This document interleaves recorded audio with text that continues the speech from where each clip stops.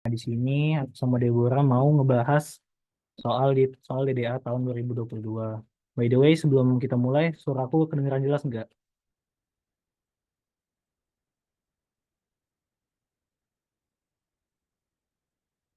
Jelas sih sama namanya. Oke ya, kalau jelas mulai aja ya.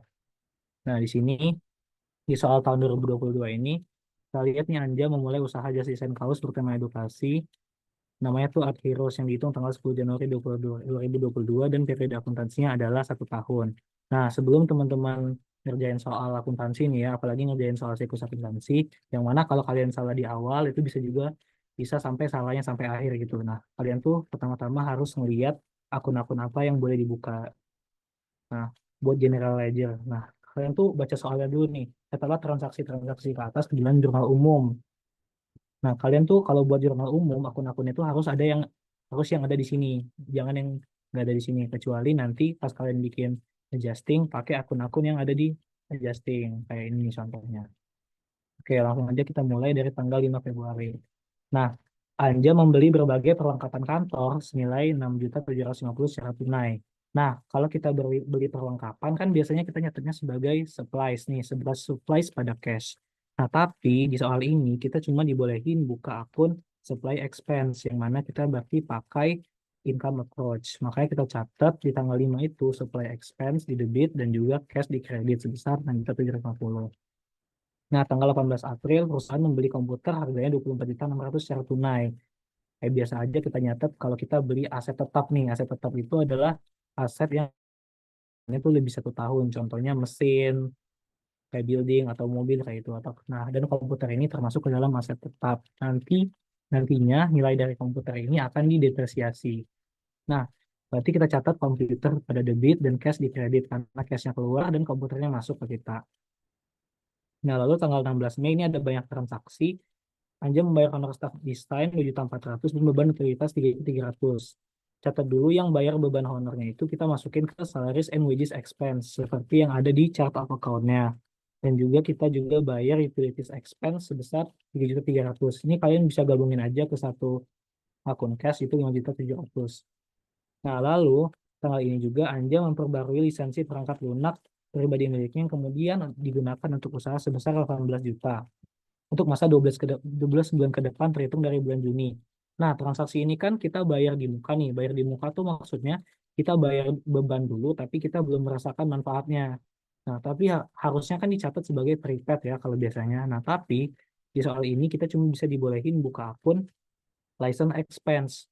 Artinya kita tuh mengasumsikan bahwa 18 juta ini udah kita bebankan dari awal. Maksudnya tuh kita udah nganggap semua 18 juta ini sebagai beban. Makanya license expense pada cash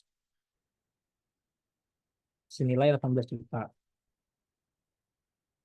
Lalu kita lanjut, Anja memasukkan uang pribadinya ke bank sejumlah 40 juta nih sebagai tambahan modal. Nah, kalau kita memasukkan uang pribadi sebagai tambahan modal itu artinya ada cash yang masuk dan juga ada modal yang masuk dicatat sebagai capital. Berarti cash di debit 40 juta dan capital di kredit 40 juta. Lalu tanggal 12 Juli, Anja mengerjakan desain untuk Bapak A dengan total nilai 12.700 dan menerima pembayaran secara tunai. Nah, tanggal 12 Juli ini dia kan menerima pembayaran secara tunai. Berarti langsung aja kita catat cash pada Fish Earn senilai 12.700. Nah, kenapa kita nyatetnya Fish Earn? Karena desainnya itu udah kita kerjakan dan juga kita udah nerima cash. Nah, kalian lihat lagi di chart of account di bawahnya akun-akun yang boleh dibuka. Kita boleh buka akun Fish Earn sama kita juga boleh buka akun unearned fees. Makanya di transaksi yang kedua, Anja melakukan menandatangani kontrak atas pekerjaan dibuka senilai 24.700, di mana 25% dari jumlah tersebut diterima saat penandatanganan kontrak.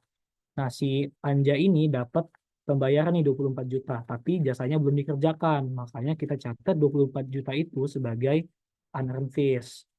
Karena jasanya itu belum dikerjakan, tapi si Anja ini udah dapat duit duluan. Nah, tapi si Anja ini dapat duitnya itu baru 25%. Berarti sisanya kita catat di akun AR. Nah, ini sisanya. Lalu tanggal 7 Agustus, dia tuh kayak ada beban marketing lah buat 1 tahun ke depan. Nah, kalau buat 1 tahun ke depan kan berarti belum belum terbebani lah kita maksudnya belum terpakai gitu. dan harusnya dicatat sebagai prepaid. Tapi lagi-lagi di sini kita cuma boleh buka akun marketing expense, nggak ada prepaid marketing. Makanya kita jurnal marketing expense pada cash. Kita mengasumsikan semuanya itu telah jadi beban gitu sebesar 12.500. Nah, lalu tanggal 15 September, Anja melaksanakan pekerjaan desain atas kontrak yang ditandatangani 12 Juli lalu senilai 8.500.000 dan menerima 2.325.000 secara tunai. Nah, maksudnya itu Anja ini nyelesain pekerjaan di tanggal 12 Juli ini yang senilai 24.700.000. Nah, pada tanggal 12 Juli kan dia belum ngerjain pekerjaannya tuh. Tapi di tanggal 15 September ini dia udah nyelesain pekerjaannya sebesar yang senilai 8.500.000. Nah, karena dia udah nyelesain pekerjaan yang 8.500.000, maka pendapatan yang semulanya kita catat sebagai unearned fees yang 24 juta ini harus kita kurangin 8.500.000. Cara nguranginnya gimana? Unearned fees-nya yang semulanya di kredit, kita pindahin ke akun debit. Dan kita nggak kreditin apa? Kreditnya itu adalah fees earn karena pendapatan ini sudah kita akui sebagai pendapatan yang benar-benar kita terima karena udah kita kerjain gitu senilai 8.500.000. Terus juga dia dapat cash secara tunai. Tadi kan dia ada akun receivable ya di tanggal 12 18 juta ya. Nah, terus kita dapat pembayaran tunai, berarti cashnya kita dapat, akun receivable-nya kita kreditin biar berkurang gitu. Lanjut tanggal 15 November, si Anja ini meminjam uang nih sebesar 48 juta yang akan dicicil selama 12 bulan mulai tanggal 15 Desember. Terus pinjaman ini dikenakan bunga 4,5% per annum. Per annum itu maksudnya per tahun, berarti 4,5% per tahun. Kalau bulanan berarti 4,5% dibagi 12 itu. Yang dihitung dari saldo pinjaman.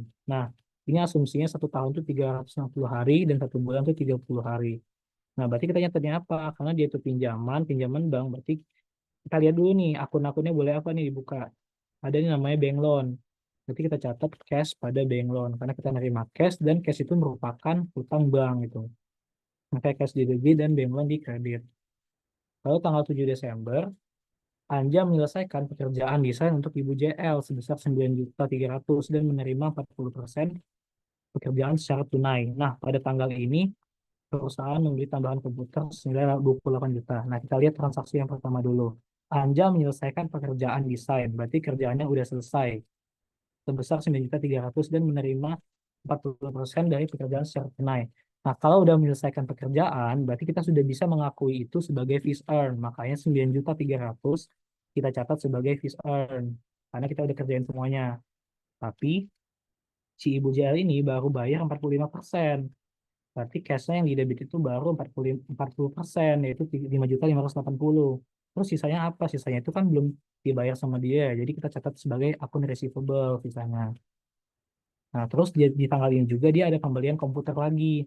Langsung aja masukin komputer di debit, cash di kredit. Karena cashnya keluar, terus komputernya masuk. Nah, tanggal 15 Desember, Anja membayar cicilan pertama dan bunga atas pinjaman bank. Nah, buat nyari tahu angka-angkanya dari mana, kita lihat dulu nih. Jadi tadi 48 juta itu buat berapa bulan dan dicicil selama 12 bulan. Berarti cicilannya itu kita nyarinya 48 juta dibagi 12 yaitu 4 juta. Berarti bank loan-nya di debit 4 juta. Terus cash-nya tuh 4 juta. Nah, ada tambahan lagi nih. Dia tuh pas kalau kita minjem duit, kita tuh juga pas bayar angsurannya kita juga harus bayar bunga. Nah, bunganya itu dari mana? Tadi kan ada di state kalau bunganya itu 4,5% per annum atau per tahun. Makanya kita tuh cari bunganya dari 4,5% dikali 48 juta, terus dikali 1/12. Karena minjamnya bulan November, dibayar bulan Desember baru satu bulan. Makanya dikali 1/12. Dan jurnalnya itu bank loan 4 juta, itu angsurannya, interest expense 180 itu pembayaran bunganya, dan cashnya tuh penjumlahan dari bank loan dan interest expense yang kita bayarkan seluruhnya gitu. Ini buat general journal ya guys. Kira-kira dari teman-teman ada pertanyaan nggak sampai sini buat general journal? Sebelum kita next ke AJE. Ini di aku udah ada yang nanya sih, Is. Kalau di lo ada yang nanya nggak, Is? Kalau dari aku kali dulu ya. Sampai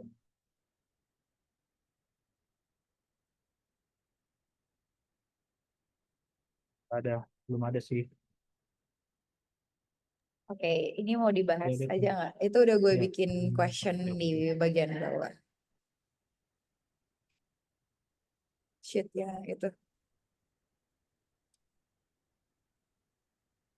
Yang ini ya, question ini ya. Ya,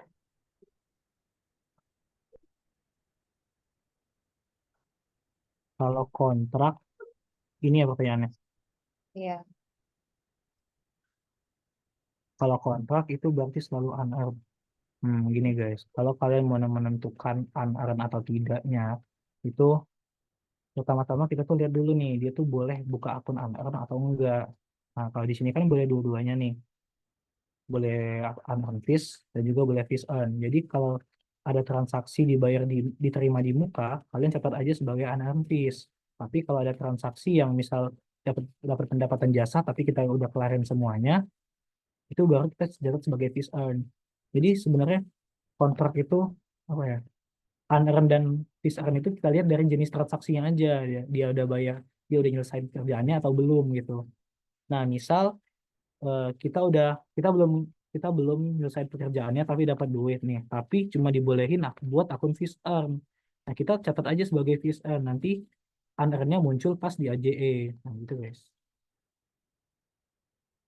Jadi intinya kayak kalau misalnya ada unearned fees sama ada fees earn itu di GJ itu biasanya tuh harusnya dikeluarkan hanya atas pekerjaan yang udah selesai aja guys. Kayak gitu. Jadi kalau misalnya ada kata-kata kontrak, tapi kayak kalian boleh buka unearned sama fees earn. Kalian itu coba aja gunain unearned gitu loh. Supaya kayak bisa naruh AR. Jadi AR, jadi kayak mau nambah juga untuk pertanyaan yang kedua juga nih. Ini gue yang jawab ya, Is. Bapak Lapo menerima pekerjaan atas jasa konsultasi yang akan dilakukan pada Januari 2018 dengan total nilai 19 juta dan menerima uang muka 10 juta.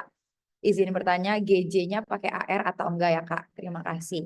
Nah, ini tuh balik lagi ke, pokoknya kalian itu boleh ngeluarin akun tuh berdasarkan yang diperbolehkan aja gitu loh. Jadi kalau misalnya, jadi jangan berfokus pada kayak, Kak, pakai AR atau enggak.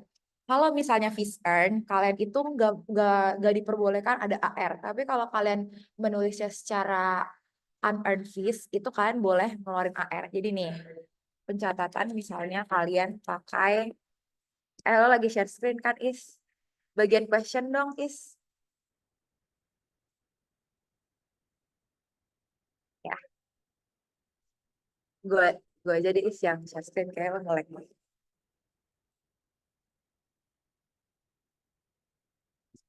Bentar ya guys.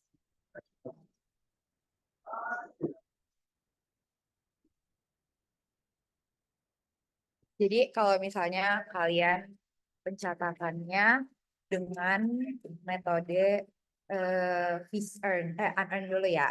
Unearned fees. Unearned fees ini kan masuk golongan liabilities ya guys. Jadi kalian harus tahu dulu, unearned fees itu liabilities yang ada di balance sheet dan fees earned itu ada di kategori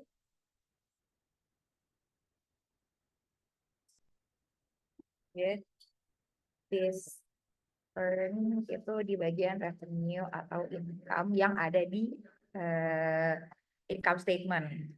Nah, kalau misalnya kalian menggunakan unearned fees nih atas soal ini, ya kan, kalian itu nyatetnya cash, AR pada unearned fees. Jadi cashnya itu 10 juta. Ini aku pakainya nggak pakai juta ya guys, pakai ribuan aja nanti bikinnya in thousand rupiah. Terus AR-nya berarti kan 9 juta, yang dimana unearned fees-nya ini total dari kedua ini, ya kan? Nah, tapi kalau kalian menggunakan metode fees earn, itu kalian cuma boleh mencatat mencatat nominal yang kalian terima doang cash ya. Berarti itu kayak gini. Tapi gue mau nanya dulu, tadi yang soal ini udah paham atau belum? Sama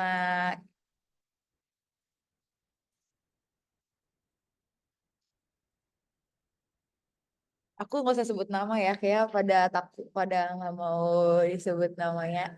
Nanti yang udah terjawab di sini boleh kasih tahu ya, udah ngerti atau belum, atau masih bingung? Kak, sorry banget motong Kak.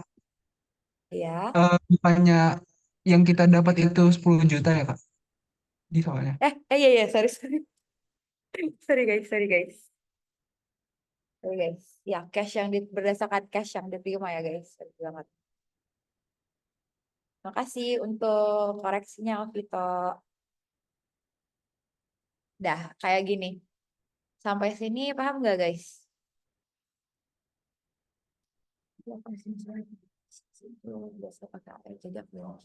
Oke, mungkin kalian bingungnya karena AR-nya ini. Pokoknya AR boleh keluar kalau misalnya kalian nyata secara unearned fees. Tadi aku juga udah konfirmasi sama dos kalian dan itu kayak gitu. Jadi kayak kalian jangan terlalu berfokus sama AR, tapi kalian fokus pada kalian nyatetnya pakai metode apa, kalian nyatetnya di kreditnya apa. Kalau kalian nyatet pakai unearned fees, akuinlah AR. Tapi kalau kalian nyatetnya pakai fees earn, kalian nggak usah akuin AR. Kayak gitu. Terus ada lagi yang nanya. Bentar, aku satu-satu ya guys, aku jawab ya. Untuk soal-soal yang ada kontrak, ada apa? Ada revisi lainnya.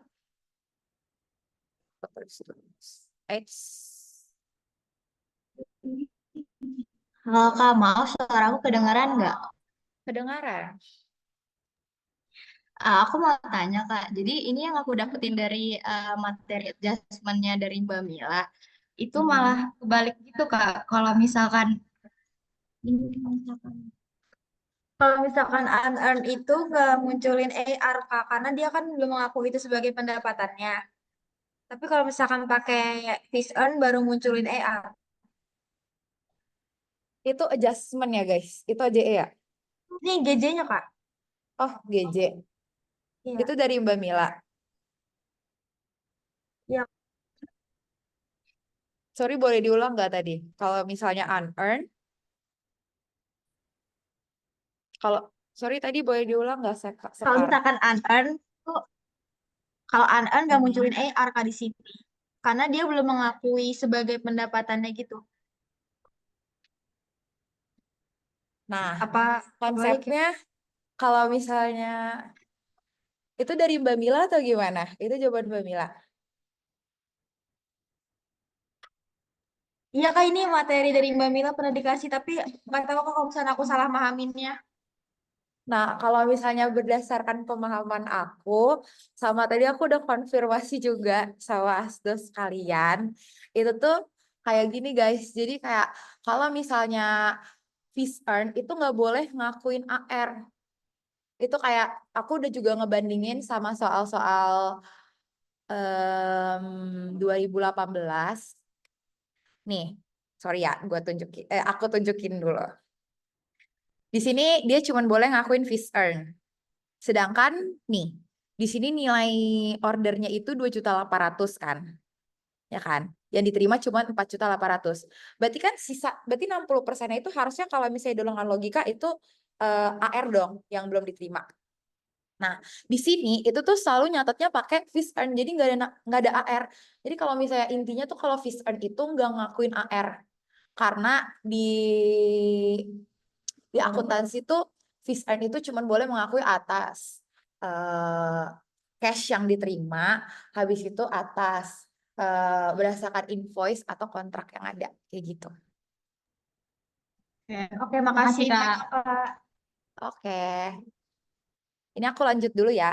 Ada juga yang nanya, soal yang ada kontrak, apakah ada variasi-variasi lain yang mungkin muncul? Jawabannya, enggak sih harusnya.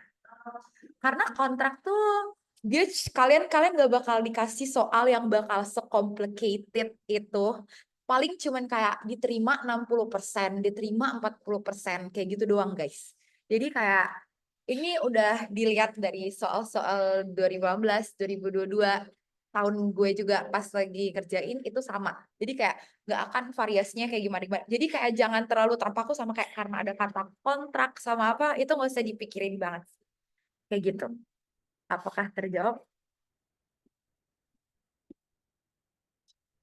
Iya Kak, makasih ya. Oke. Hanya yang interest, expense. Ntar aku pindahin dulu ya guys, satu-satu.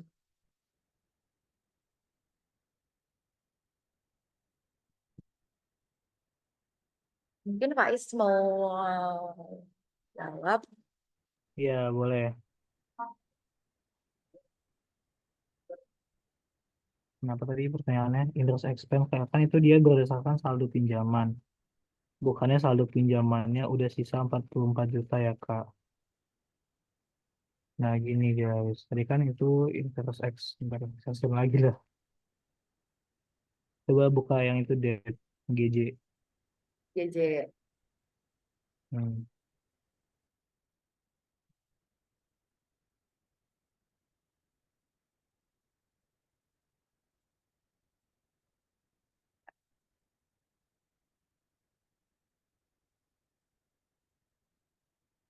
Nah, itu kan baru pembayaran pertama ya. Berarti kita masih bunganya itu masih berpaku pada pokok pinjamannya, guys. Jadi masih bunga dikali pinjaman pokoknya itu 48 juta baru dikali 1/12 tuh karena baru baru sebulan gitu loh.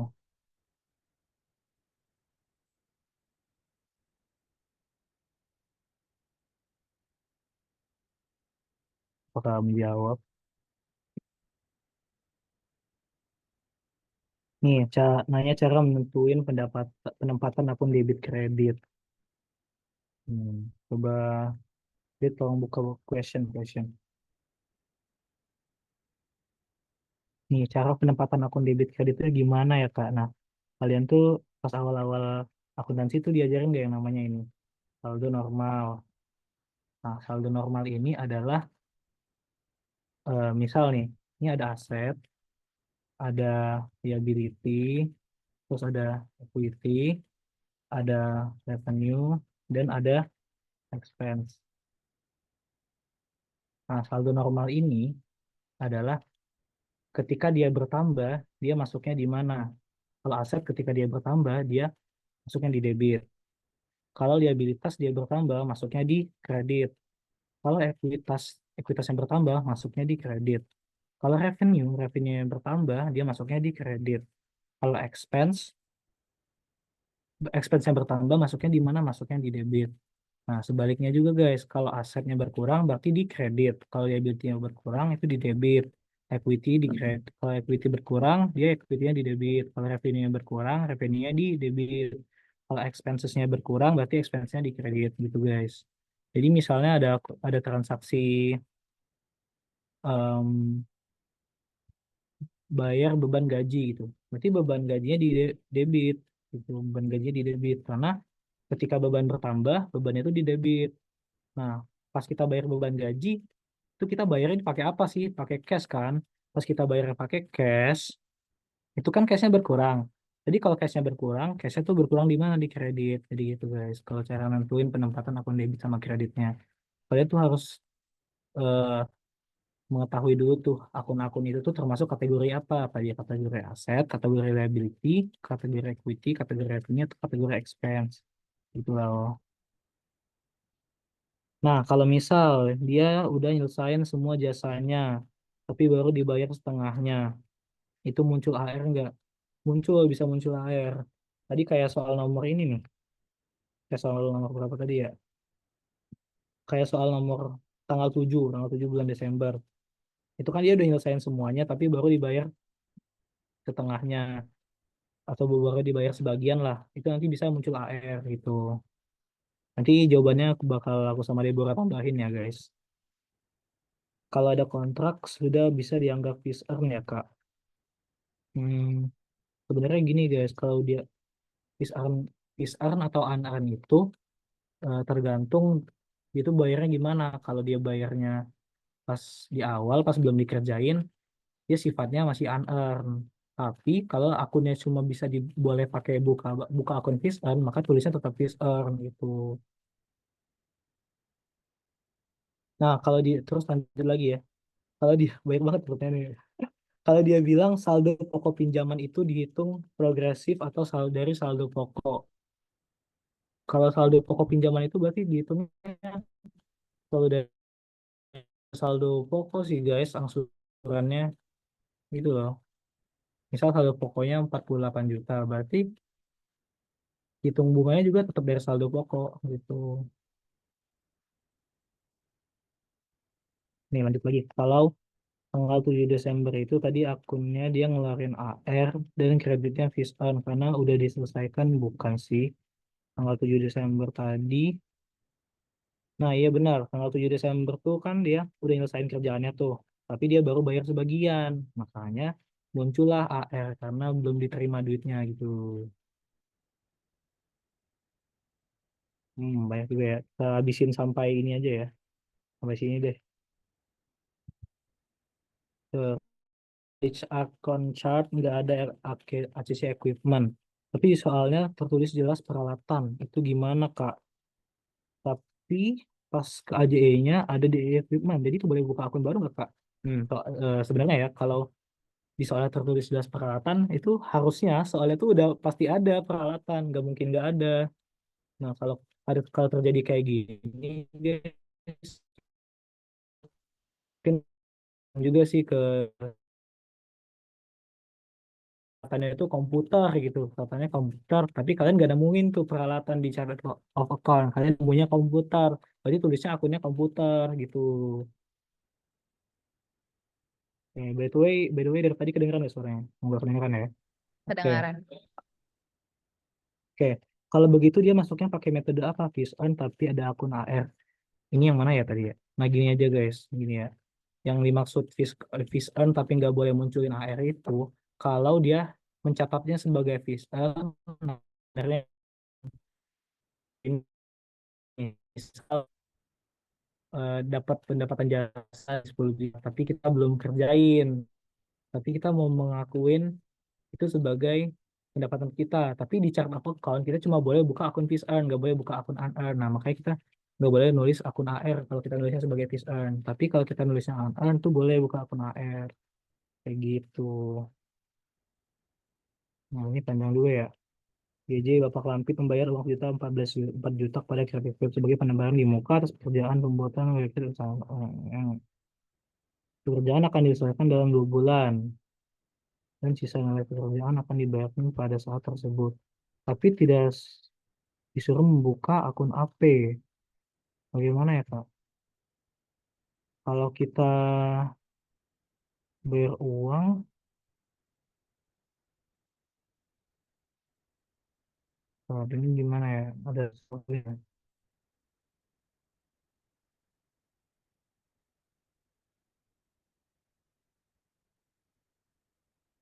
Oh,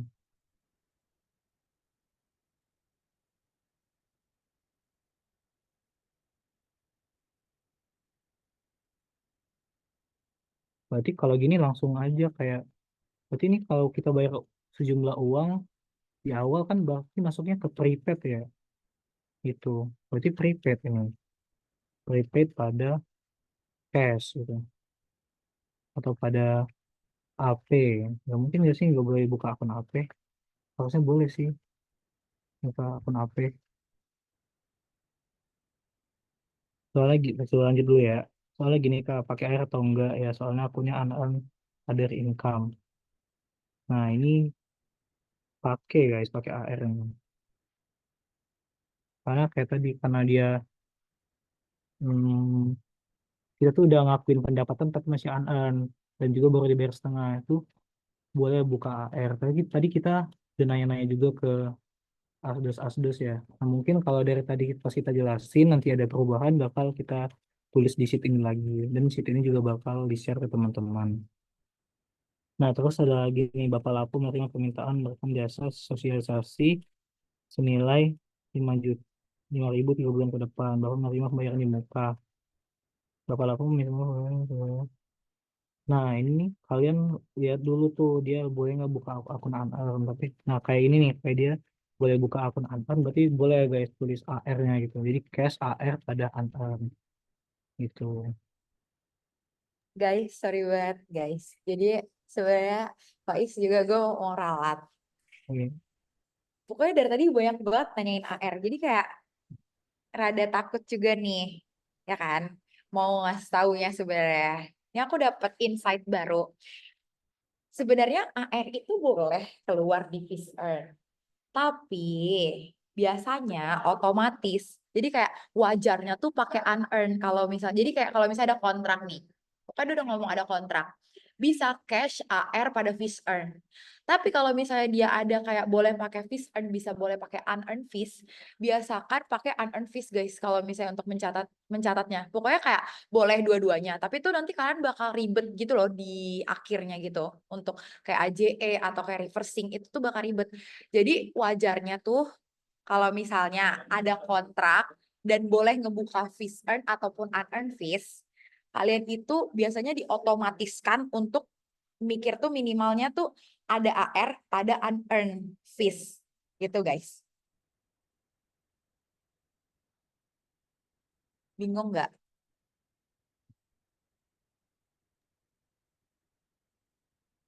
Atau Nah, kalian jadi makin pusing? ini ada satu pertanyaan lagi nih. Kak mau tanya, tapi kalau asumsi ada kontrak dan pencatatannya pakai metode pendapatan atau boleh pakai AR. Nah, itu baik lagi kayak tadi guys, metode pendapatan itu kan ada dua ya, bisa analitis bisa fish earn. Nah, misal kalian ya sebenarnya transaksinya itu transaksi yang dibayar di muka, tapi dibolehin ya tapi cuma fish earn. Nah, itu nggak boleh pakai AR, jadi kita nggak boleh tulis AR-nya. Tapi kalau kita dibolehin pakai akun unearn, itu boleh tadi tulis AR-nya gitu. Jangan-jangan kalian Oke, makin maksud bingung yang ya tadi guys. semoga ya. Kalian makin Oke, bingung atau gimana guys? Coba deh ya, gue tulisin di sini ya. Jadi kalau misalnya nih, eh, duh, sorry banget, jaringan jelek guys. Ini kelihatan guys, gue ngetik guys. ada deh kelihatan. Misal ada kontrak, ya kan? Kontrak 10 juta. Terus pokoknya dia ada kontrak nih. Ini semua pertanyaan kalian nih ya guys. Ada kontrak 10 juta.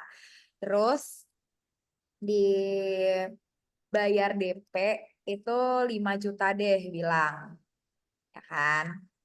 Bayar DP 5 juta. Berarti terus pencatatannya gimana? Nih kan. Ini dengan note kalian itu boleh buka akun unearned fees dan fees earned. Oke. Kalau misalnya kalian tulis pakai unearned fees, berarti kayak yang tadi, cash, AR, ada unearned. Eh, sorry guys, sorry guys. Tapi kalau misalnya kalian buka juga pakai akun fees earn,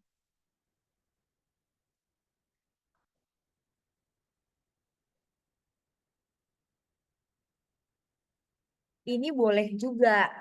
Tapi biasanya, biasanya nih ya guys, gue nggak bilang harus, biasanya itu kayak gini guys, kayak kalian tuh bakal, biasanya tuh otomatis tuh kayak penulisnya cash AR pada unearned fees. Tapi boleh juga kan tulis cash AR pada fees earn. Kalau gue sih mengkategorikan fees earn itu atas transaksi yang udah selesai. Kayak gitu sih guys. Makin bingung atau gimana sih guys? Gue jadi takut nih gak ada yang jawab gue. Mungkin itu pertanyaannya masih ditampung Kak, Kak Dev. Oke. Ya udah, karena nggak ada lagi yang mau nanya, atau mungkin nanti mau nanya lagi boleh. Ini sih udah sih guys bagian GJ. Kita lanjut dulu ya guys ke AJS supaya nggak makan waktu lebih lama. Di sini ntar gue share.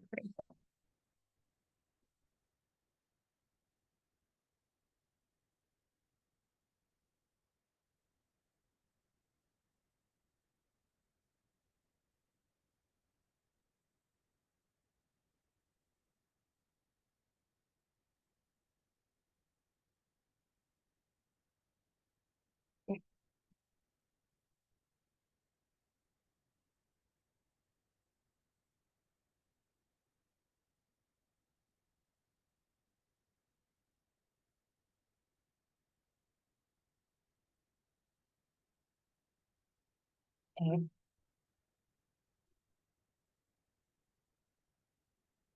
Oke, guys. Di sini kan dikasih tahu perlengkapan yang terpakai selama tahun 2022 itu sebesar 5.750. Nah, karena di sini tadi kalian pencatatan di awal menggunakan supplies expense, kalian bakal pakai nominal yang tersisa. Di mana karena kalian terpakainya sebesar 5.750, maka kalian tinggal kurangin aja berapa yang udah kalian beli di awal dikurangi dengan nominal yang sudah terpakai, yaitu hasilnya adalah 1 juta. Terus yang kedua, pada akhir bulan Desember, total pekerjaan untuk Ibu K telah diselesaikan sebesar 60%. Dan Anja menerima pembayaran atas selisih nilai pekerjaan dengan pembayaran tanggal 12 Juli dan 15 September. Jadi ini kita breakdown dulu ya guys. Jadi dua, ada yang untuk pengakuan sebesar 60%-nya dan ada untuk pembayarannya. Oke, untuk unearned. Jadi karena kalian di awal nih, pas transaksi Ibu Kak, di sini kan kalian nyatat secara unearned fees kan. Berarti secara liabilities. Nah, liabilities itu akunnya bakal kayak gini nih, unearned fees pada fees earn. Pokoknya akun yang kalian catat di sini, ini di kredit. Nah, di sini tuh biasanya di debit, guys. Kayak kebalikannya. Terus untuk nominalnya, kenapa 6320? Kenapa nggak sebesar 60% yang udah dikerjakan? Kan biasanya kan yang diakui yang udah dikerjakan dong. Nah, kan di sini jatuhnya yang udah dikerjakan yang udah kita kerjakan itu sebesar 60% dikali nilai transaksi tadi kan yang 24.700. Tapi kalian harus ingat di tanggal 15 September itu tuh ada fees earn yang udah diakui sebesar 8.500.000. Sehingga untuk di sini kalian itu harus mengurangi dari 14.820 kurangi sama bentar guys. Dikurangi sama fees earn yang udah kalian akuin. Oke. Terus yang ketiga, ini kan untuk unearned fees sama fees earn. Untuk yang si cash sama AR itu base-nya dari di sini. Dia bilang kan menerima pembayaran atas selisih nilai pekerjaan dengan pembayaran tanggal 12 Juli dan 15 September. Kan berarti kita harusnya sudah bisa mengakui cash yang dari si 60% yang udah dikerjakan kan, si 14.820 ini. Benar? Nah, tapi kita belum nerima semua dari 14.820 ini. Sehingga berapa sih sisa yang belum kita terima, yang harusnya udah kita terima, yaitu 14.820 dikurang dengan cash yang udah kita terima di tanggal 12 bulan 7 dan cash yang udah kita terima di tanggal 15 bulan 9. Yaitu hasilnya 6.320. Nah, ini nih bakal jadi rancu nih di kalian. Kak, kok base kakak pakainya tuh yang 60%? Kenapa nggak dari yang 24.700.000? Karena di sini dibilang guys, atas total pekerjaan yang sudah diselesaikan. Jadi kalian itu bisa naruh di sini, nilainya itu dikurangkan dari yang udah diselesaikan. Jadi ini cuma boleh mengakui atas pekerjaan yang udah diselesaikan. Kayak gitu. Terus di 31 Desember, itu tuh di nomor 3 dia ngomong penyusutan komputer ditetapkan 12,5 per tahun.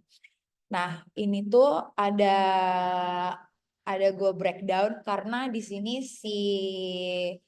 Earth Heroes ini ngebeli komputer secara 2 kali. Di mana di komputer pertama dia beli itu di tanggal 18 bulan 4. Yang dimana caranya hitungnya itu adalah nilainya si 24.600.000 ini dikalikan 12,5%, terus dikalikan berapa bulan dia sudah terpakai. Nah, dapatlah si DE dari komputer 1. Terus DE sama adiknya komputer 2 gimana, Kak? Nah, di sini kalian lihat dia tuh dibeli tanggal berapa? Tanggal 7 bulan 12. Karena dia di tanggal 7, makanya dihitung guys DE-nya. Kalau bisa tadi lewat dari tanggal 15, itu DE-nya itu nggak diperhitungkan. Karena di sini dia beli 28 juta, kalian kaliin sama 12,5%, kaliin 1/12, yaitu 1 bulan per 12, per 1 tahun gitu lah. Karena 12,5 itu kan untuk 1 tahun. Dapatlah 292. Nah, ini dua inilah untuk nilai DE of komputer. Kalian jumlahin. Nih guys. Terus untuk soal keempat, Anja sudah harus memperhitungkan beban bunga atas pinjaman. Nih, kalian harus menghitung interest expense yang udah harus dia akuin. Karena kan dari tanggal 16 sampai tanggal 31 udah ada dong sebenarnya utang yang harusnya kita tanggung tapi belum terbayarkan karena dibayarkan setiap tanggal 15. Nah, itu harus diperhitungkan dengan cara kalian hitung aja nilainya, yaitu dari 48 juta dikali 4,5% yang ada di soal tadi. Nih, terus dikalikan sama berapa hari sih yang terutang, yaitu 15 hari dari tanggal 15 sampai dari tanggal 16 sampai tanggal 30 karena dia bilang asumsinya 1 tahun itu 360 hari dan 1 bulan 30 hari. Jadi ya berarti 30 dikurang 15 ya 15 per 360. Yang dimana hasilnya itu 90. Terus di soal selanjutnya dia nanya, ada yang ngasih tahu perusahaan harus memperhitungkan license fee yang kadaluarsa. Di sini tuh kadaluarsa bukan berarti kayak kebuang sia-sia, tapi kadaluarsa tuh yang kayak yang udah dipakai gitulah, kayak yang kadaluarsa kayak gitu, intinya kayak yang udah dipakai. Nah, kan pertama kita harus tahu dulu di awal tuh kita nyatetnya pakai apa sih? Pakai expense, menggunakan kategori expense, berarti license expense. Kalau expense itu menggunakan nominal tersisa. Logikanya dia itu beli di tanggal berapa kemarin? License-nya di 16 bulan 5. Berarti sampai di bulan 12 itu tuh berapa bulan, guys?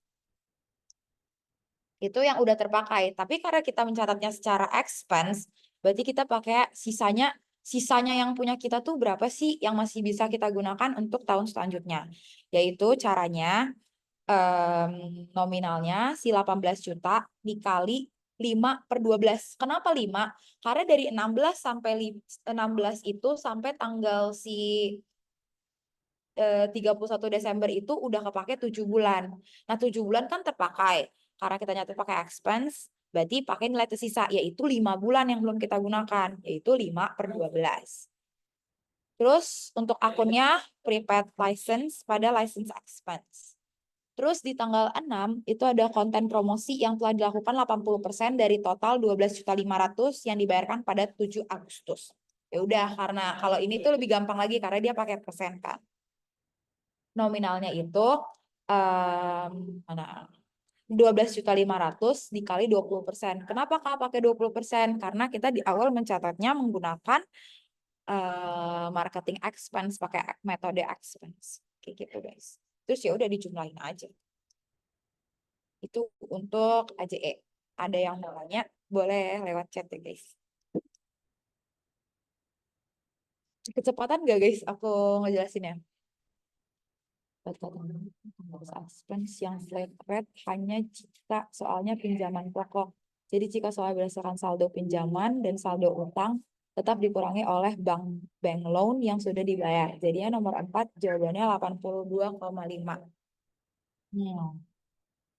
Ya, aku tampung dulu ya.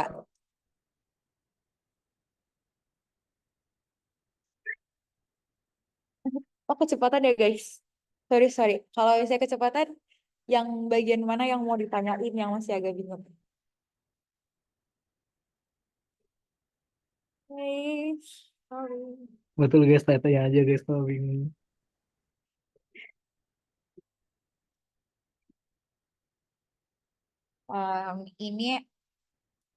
Ini juga ada masuk di aku.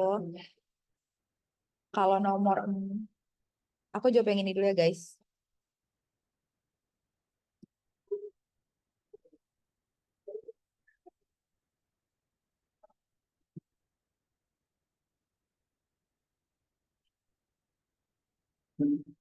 Kalau nomor 4, kata Mbak Mila, untuk interest expense yang flat rate hanya jika soalnya pinjaman pokok.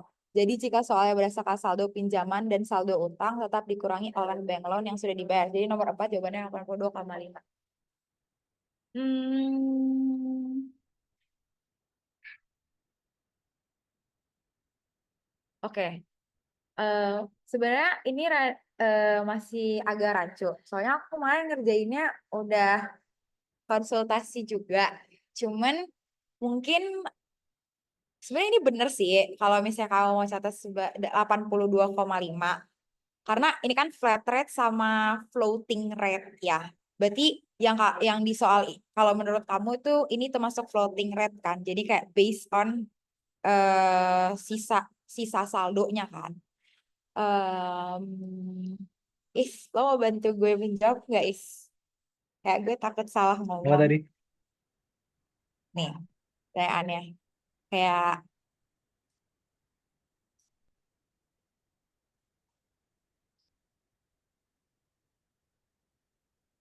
Oh, jadi kalau kata Mbak Mila, kalau saldo pinjaman pas AJE-nya ya berarti. iya pas EJE-nya. Berarti kayak nominalnya tuh udah yang bukan 48 juta Oh, lagi, tapi berarti udah udah empat empat puluh empat empat ya. juta. Iya. Oh, sorry guys kalau gitu. Oke, kalau misalnya Ya.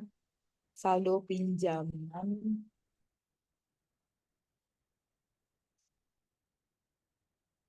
Oke. Berarti kalian iniin aja lagi. Tekanin aja kalau misalnya dia bilang saldo pinjaman, berarti dikurangin ya guys. Berarti ini gue perbaikin dulu ya. Sorry guys. Nah, tadi terus.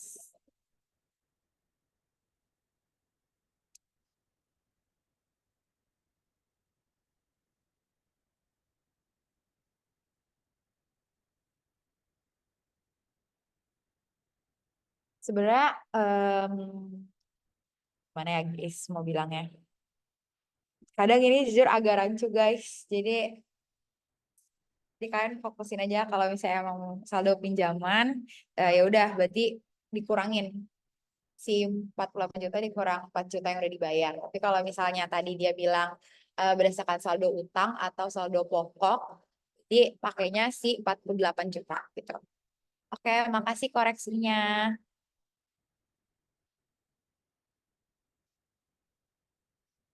Oke, ini ada lagi yang mau nanya. Kak, soal kayak nomor 1 ada yang terpakai dan tersisa itu bedainnya gimana ya jawabannya? Hmm, Sebenarnya ini nyamannya kalian. Kalau aku pakai metode kayak kalau tersisa, ini untuk expense ya guys. Ini yang terpakai. Jadi kalau tersisa itu tuh digolongkan kayak akun-akun yang masuk di income statement.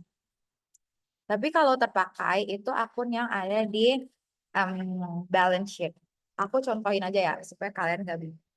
Misalnya, kalau misalnya di awal kalian tuh pencatatannya itu tuh based on dari di sini. Jadi kalau mau lihat AJE itu kalian nentuinnya tuh dari akun yang kalian buka di GJ. Misal nih, kalau misalnya gue bukanya akun expense ya, berarti marketing expense. Ya kan? Nah, kalau marketing expense, license expense, pokoknya semua yang expense itu biasanya pakai nominal tersisa. Maksudnya tersisa itu di sini, misalnya gue berlangganan Netflix nih. Berlangganan Netflix di bulan 5 deh. Di bulan Mei 2024. Sampai selama 1 tahun. Berarti kalau 1 tahun sampai kapan tuh, Is? Satu Pokoknya tahun untuk satu tahun deh. sampai Gue Mei bilang juga gitu ya. dong waktu. Ya, gue bilang 1 tahun. Nah, tersisa di sini itu tuh ngekategoriinnya kayak,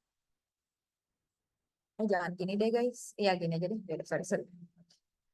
Berarti di Mei 2024 sampai di Desember 2024 itu masuk ke kategori terpakai. Nah, kalau berarti tersisanya itu di Januari 2025 sampai di ya masuk Mei, yes. 1 tahun. Juni, Juli, 6, 7, 8, 9, 10, 11, 12, 1, 2, 3, 4, 5. Ya. 2025 itu nominal tersisa. Jadi cara ngebedain pakainya itu kalian tuh based on ini aja intinya. Kalian tuh di awal tuh nyatatnya pakai metode harta kah atau pakai metode si expense. Kayak kalau misalnya nih, kalau di soal DDA 2018 itu tuh dia pakai misalnya prepaid advertising. Berarti kan dia mencatat pakai metode harta kan. Nah, harta itu tuh ada di balance sheet. Nah, jadi kayak kalau misalnya apa aja sih yang ada di balance sheet? Ada harta, ada utang. Nah, berarti harta sama utang itu pakai nilai terpakai. Tapi kalau misalnya yang ada kayak expense sama revenue itu tuh pakai nilai yang tersisa. Paham nggak kalau kayak gitu mikirnya? Atau kayak mau dicontohin? Sampai aja Karena kali dia kali Bura. bentar.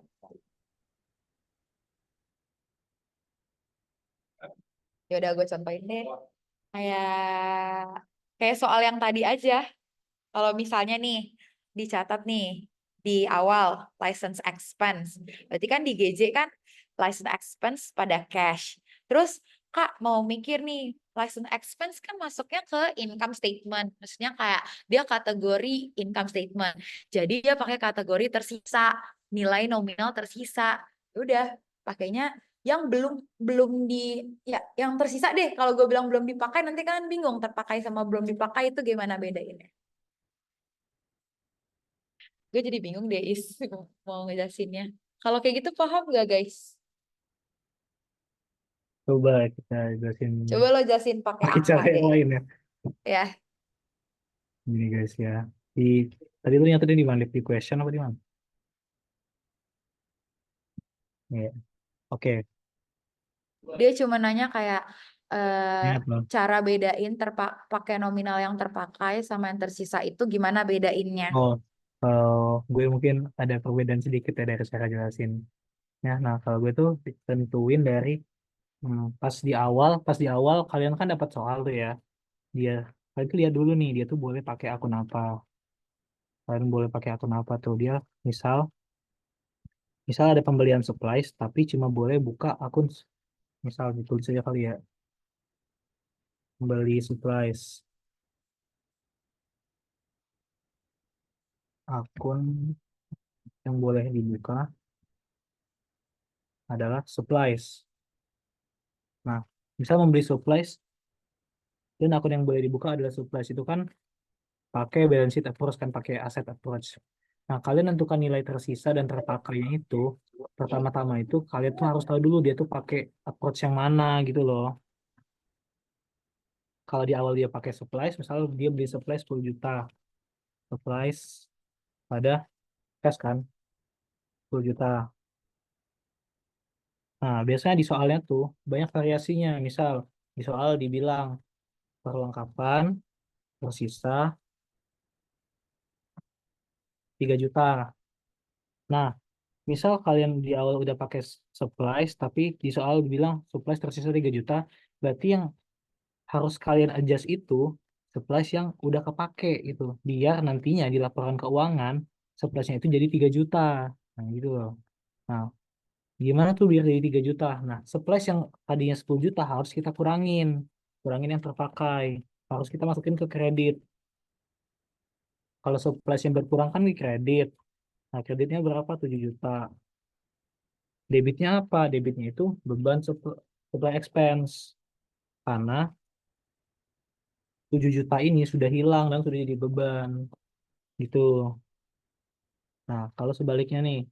Kalau di awal, terus kalau di awal dia nyatetnya sebagai supply expense. Supplies expense pada cash 10 juta. Nah, terus sama juga soalnya nih, yang tersisa, supplies yang tersisa itu 3 juta. Nah, di awal kan kita udah membebankan 10 tuh. Bentar, Dep, coba geser dikit, Dep. Kanan, geser kanan. Nah, misal soalnya kan tadi kayak sama aja. Kita beli supplies, cuma dicatatnya sebagai supply expense. Nah, AJE-nya gini, kalau dia tersisa 3 juta. Berarti kita harus munculin akun supplies, gitu loh. Supplies yang tadinya kan 10 juta tuh. Supply expense yang kita udah bebanin tuh 10 juta. Ternyata aslinya yang kepake itu baru 7 juta. Kita tuh mau jadiin akun supplies itu 7 juta gitu loh. Jadi kita harus kurangin supply expense-nya.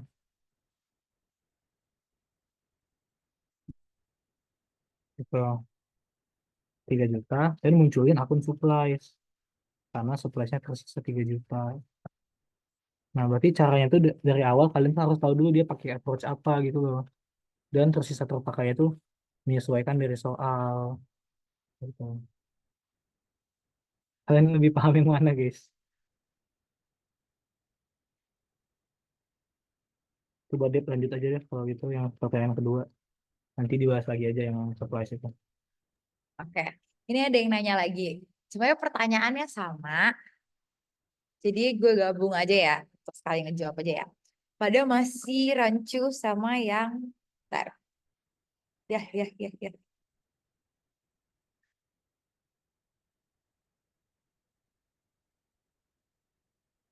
Ntar ya guys, sorry.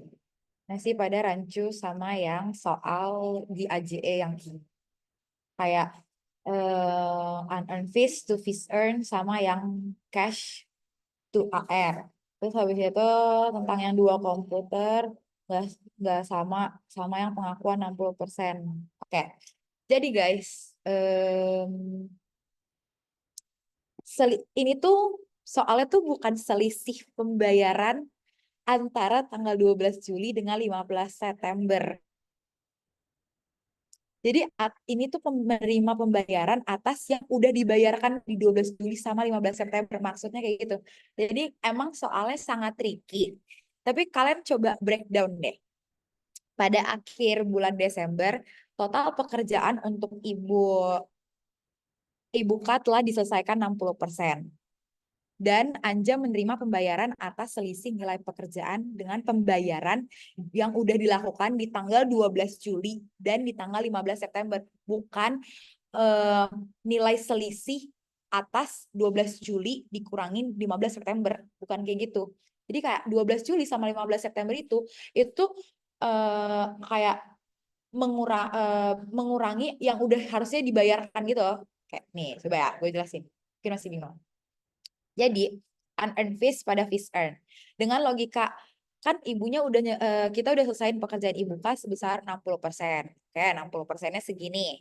Oke, 60% dari 24.700.000. Oke. Lalu Kak, kok nilainya di sini pengurangan dari itu si 14 juta dikurang 8.500.000.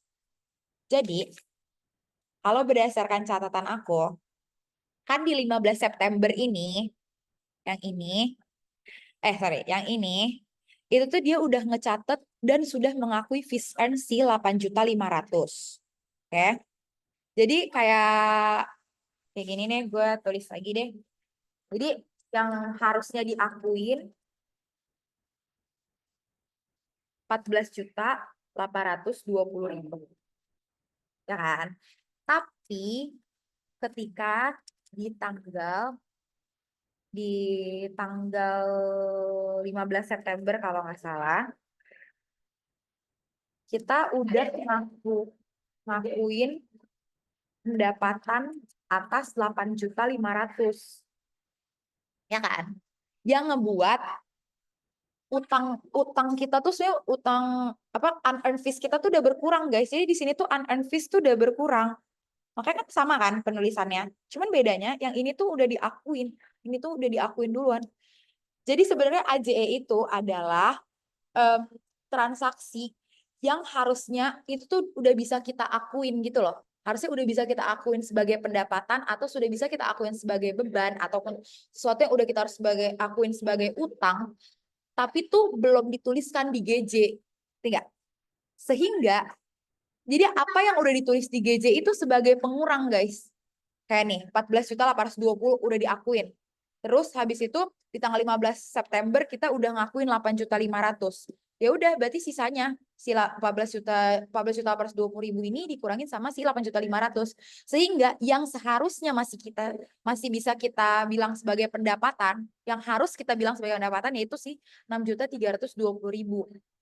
Terus habis itu untuk cash sama AR ini tuh ngitungnya itu kayak nih gue tuh harusnya udah nerima cash tuh si 14.820.000 ini.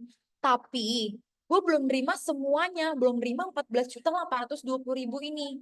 Jadi kita harus ngasih tahu dulu berapa sih yang udah kita terima dan berapa yang belum kita terima. Nah, yang belum kita terima itulah yang kita tulis di sini. Kan yang udah kita terima di awal tuh, nih, si cash di tanggal 12 bulan 7 udah kita terima 6.175.000.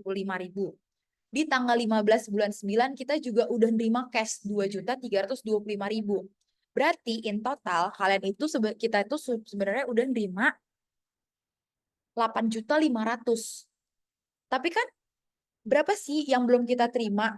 Berarti kan 14.820.000 ini dikurangin sama si 8.500.000. Itu yang harusnya kita terima dari si Ibuka.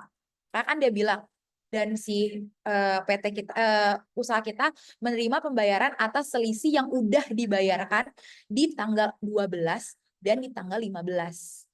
Kayak gitu, guys. Makanya nilainya segini. Masih bingung gak, guys?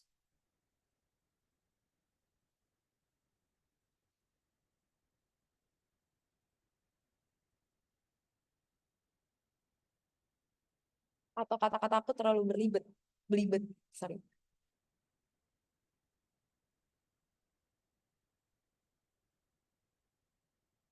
Tapi harusnya soal kalian sih nggak tahu sih, gue nggak bisa ngomong soal kalian nggak sesusah ini karena kebetulan di tahun gue soal gue nggak sesusah ini. Kalau udah paham boleh bilang di chat supaya bisa lanjut ya guys. Nanti kalau belum paham kalian kasih tahu aja lagi di chat. Oke, kayaknya kita lanjut aja dulu worksheet. Oke, kebetulan worksheet bagian gue. Jadi gue mau menjelaskan. Kalau yang gue baca dari kisi-kisi, kalian itu 8 ya guys. 8 kolom ya. Tapi di sini kebetulan gue udah buat 10 kolom. Jadi sebenarnya adjustment trial balance ini bisa kalian kayak ya udahlah, nggak perlu ada sebenarnya juga nggak apa-apa. Tapi gue jelasin supaya kayak kalian paham aja ya kalau ada. Nah, pertama kalian masukin cash. Cash ini yang ada di trial balance. Jadi yang ada di trial balance itu yang ada di GJ ya guys. Yang ada di sini. Kalian hitung. Cash itu kan saldo ini biasanya tuh yang di trial balance ini itu berdasarkan saldo normal. Ini kalian tinggal hitung yaitu cash di debit berapa, terus dikurangin sama cash yang ada di kreditnya. Kayak nih, karena biar gak susah tuh gini aja ya guys. Ini gue nambahin yang debit dulu deh. Cash yang ada di debit itu kan si 40 juta. Terus habis itu ada di sini. Terus habis itu ada juga yang di sini. Terus yang ada di sini. Terus ada yang di bank loan, yang ini. Habis itu ada juga yang di sini. Udah, itu cash semua. Terus kalian tinggal kurangin sama cash yang ada di kredit. Ini tuh kayak supaya tahu cashnya itu di saldo normalnya tuh berapa gitu loh. Ini ini kayak agak sebenarnya bikin lama sih guys kalau mau dijelasin. Intinya kalian tinggal em, hitung berapa sih cash yang ada di si GJ. Terus hasilnya tuh setelah gue tambahin tuh segini. Terus account receivable, sebenarnya ini perlakuannya semua sama. Tinggal kalian harus tahu aja mereka tuh saldo normalnya di mana. Kayak gitu. Terus totalnya ini si 130.700 ini ini nominalnya bakal beda nih guys sama yang ada di GJ. Kenapa? Karena kan kalau di sini kan cashnya ada di debit, ada di kredit. Nah kalau di sini udah di adjust jadi kayak udah paling benarnya gitu lah. Jadi kayak nggak ada lagi cash yang di kredit, nggak ada lagi cash yang ada di debit, tapi cash yang udah di saldo normal. Terus habis itu ada AJE. Kalau AJE ini tinggal kalian masukin dari yang ada di sini. Jadi worksheet itu gunanya tinggal kalian masukin aja guys. Dan sorry guys. Dan nanti nominal totalnya itu bakal sama. Nih, sama kan? Ini kalian tinggal masukin di debit, di kreditnya, sesuai dengan penulisan yang ada di AJE. Ini kalau yang si AJE itu bukan berdasarkan saldo normal ya guys, tapi berdasarkan apa yang kalian tulis di jurnal.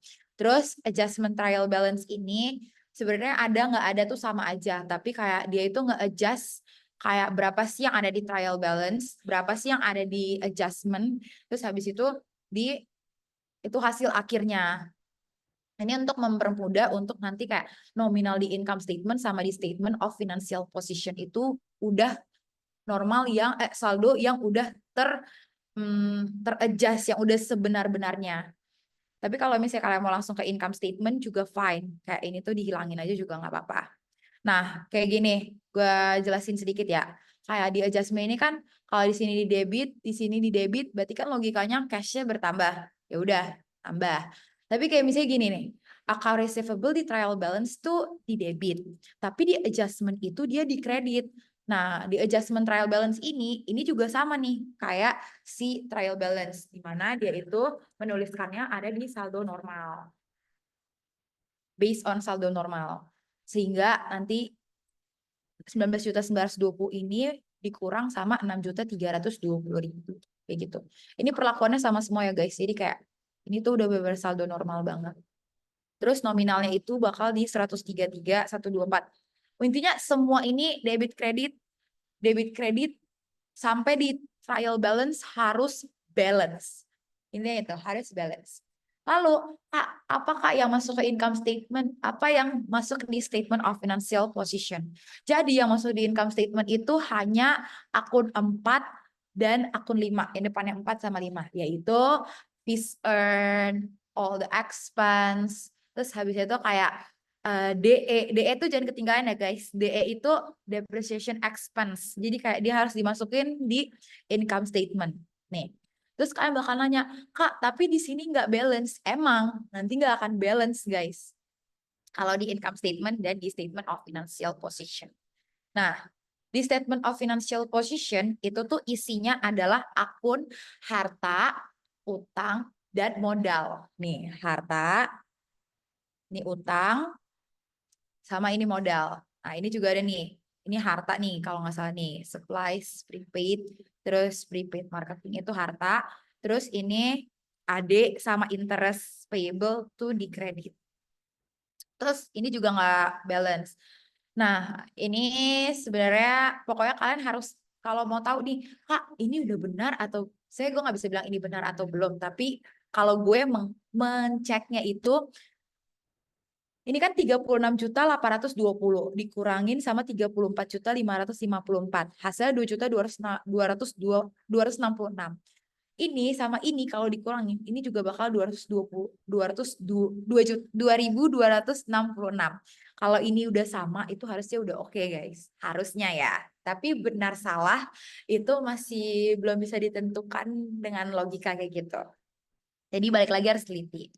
Nah, karena gue baca kalian juga disuruh bikin laporan keuangan. Nih, laporan keuangan itu terdiri dari 3, yaitu income statement, statement of owner's equity, dan statement of financial position. Jadi urutannya adalah kalian bikin income statement dulu. Jangan kalian bikin statement of financial position dulu. Karena ini 3 ini, itu tuh berurutan, guys. Kita mulai dari income statement. Tadi kan gue udah bilang, income statement itu isinya ada ada revenue atau income dan expense. Dimana kalian masukin aja fees earn-nya based on yang ada di worksheet, yaitu si 36.820. Tinggal pindahin.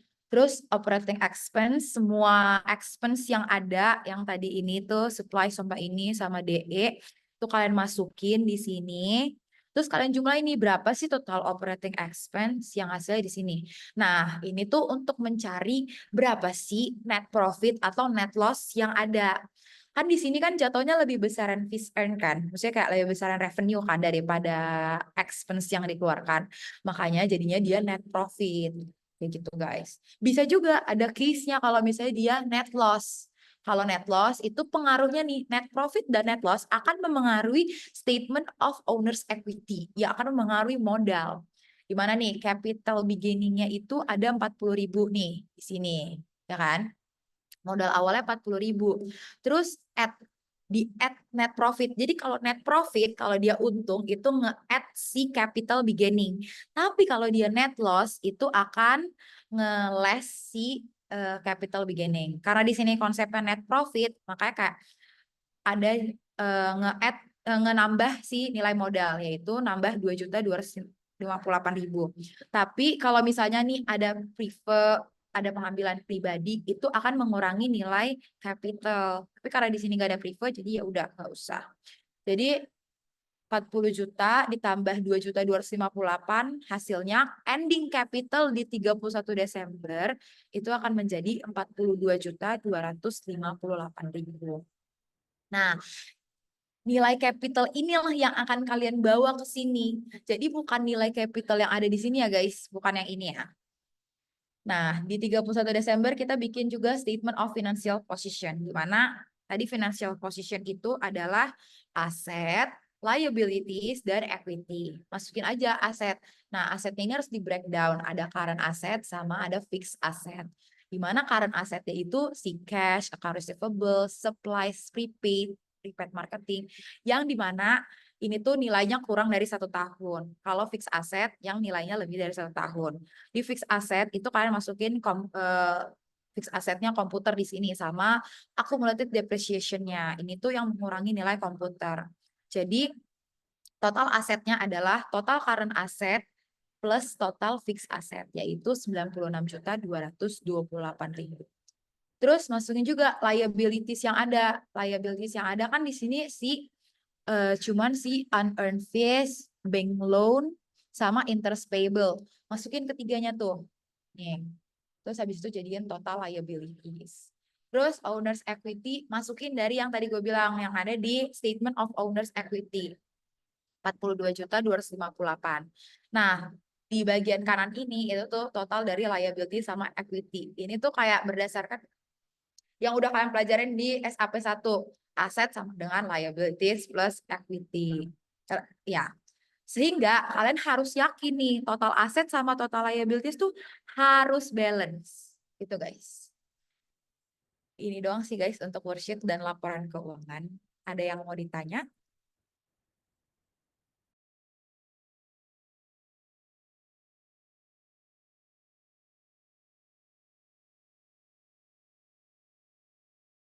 Kak, maaf izin tanya lewat mikrofon boleh nggak ya?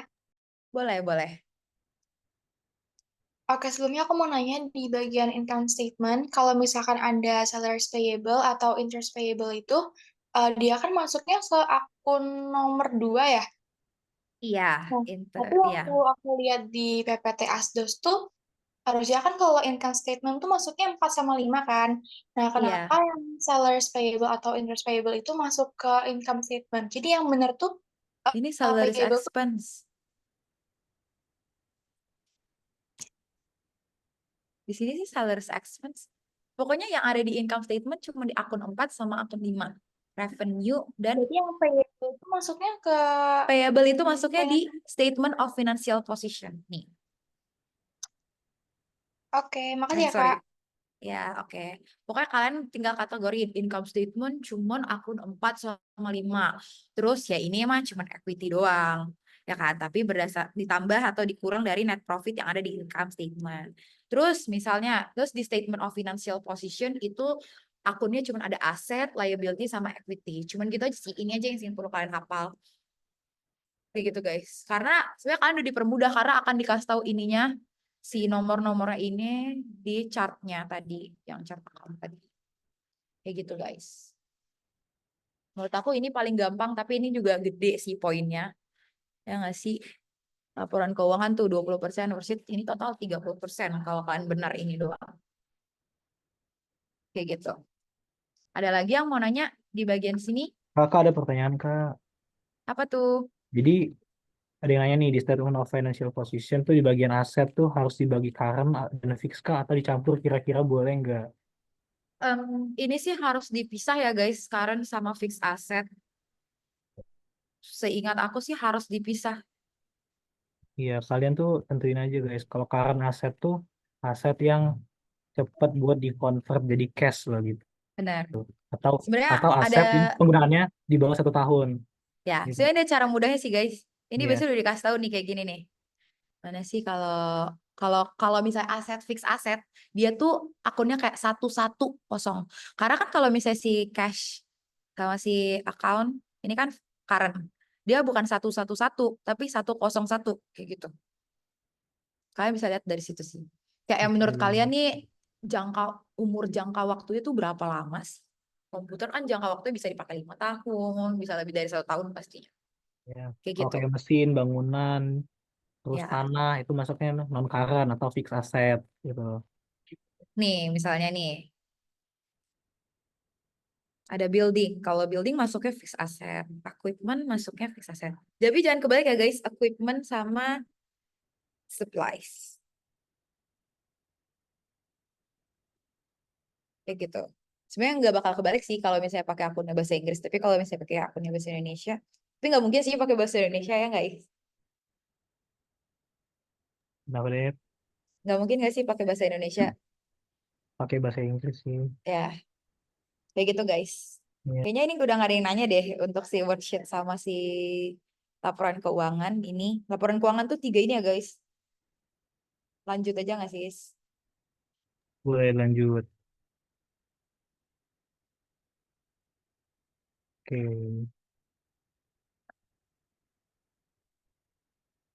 Tadi kan udah worksheet sama laporan keuangan ya. Berarti sekarang kita bakal lanjut ke closing entries dan reversing entries. Nah, sebelum itu tuh gue jelasin dulu nih tujuan dari closing entries ini apa. Nah, jadi kan periode akuntansi itu berakhir di bulan Desember ya, atau selama 12 bulan ya.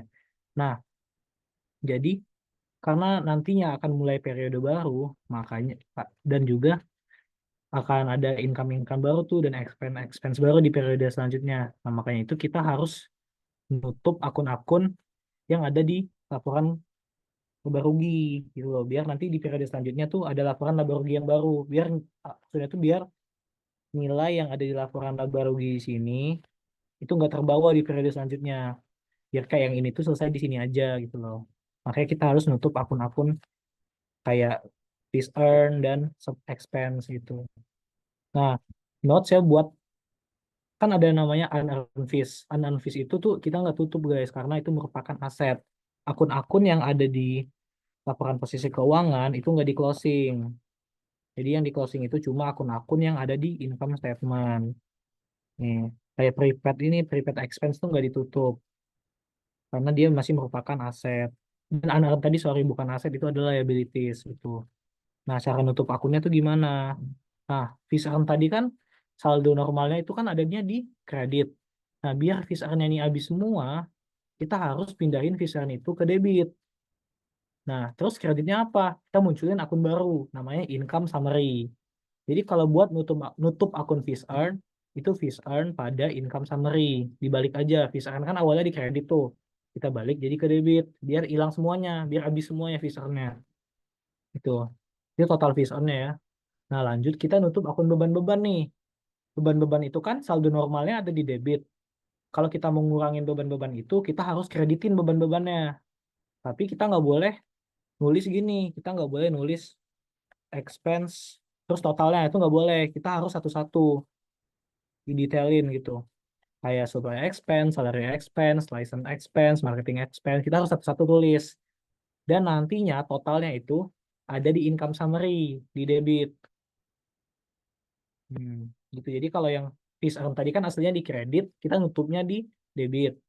Kalau beban expense aslinya di debit, kita nutupnya itu di kredit, biar sama-sama hilang gitu angkanya. Nah, terus dari income summary ini, kita dapat selisih nih, income summary. Gedean yang mana, yang di debit apa yang di kredit? Nah, kalau gedean yang di kredit, berarti dia untung, guys. Berarti dia income sebesar 2.258. Nah, income summary sisanya ini nanti kita closing juga ke akun capital.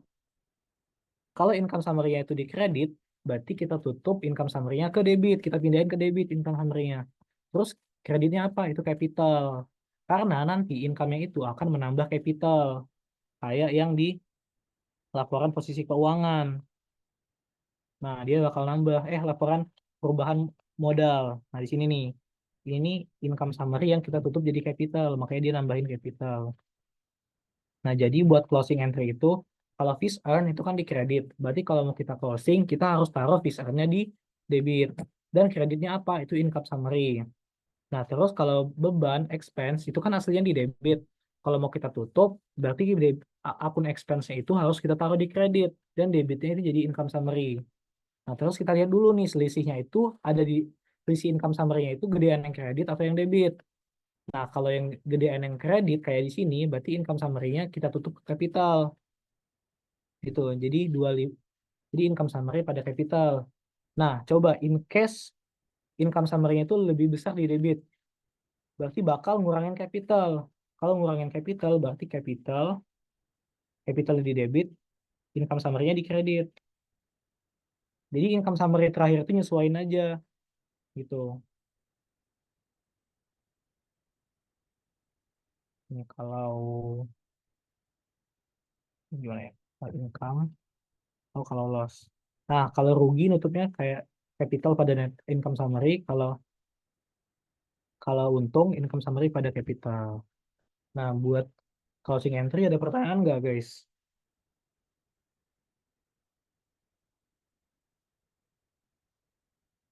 Atau Debura ada yang nanya ke lu nggak, Deb? Closing Belum entry. ada sih, belum ada. Oke, kayaknya paham ya closing entry ya. Oke, berarti kita lanjut aja di reversing entries. Nah, jadi reversing entries ini adalah kayak istilahnya tuh kebalikan dari AJE atau kita tuh namanya jurnal pembalik. Nah, tujuannya buat apa? Misal kita di awal nyatet sebagai supply expense. Coba ya, kita lihat soal. Nah, misal di awal kita nyatet sebagai supply expense. Terus di AJE kita supply expense-nya kita kreditin nih. Jadi supplies. Kenapa harus dilakukan reversing? Agar pencatatannya konsisten di tahun setelahnya. Biar balik lagi ke supply expense. Gitu. Nah, cara bikinnya itu kalian balik aja akun-akun kayak yang awalnya supply expense jadi supplies, yang awalnya dari pokoknya balik aja akun AJE-nya gitu loh. Yang dibalikin akun AJE-nya tuh gini, misal contohnya pendapatan marketing expense nih, marketing expense prepaid marketing tapi kita catatnya marketing expense itu perlu dibalik. Kayak contohnya di tanggal 31 Desember ini. Coba kita pindahin aja AJE-nya biar gampang ya.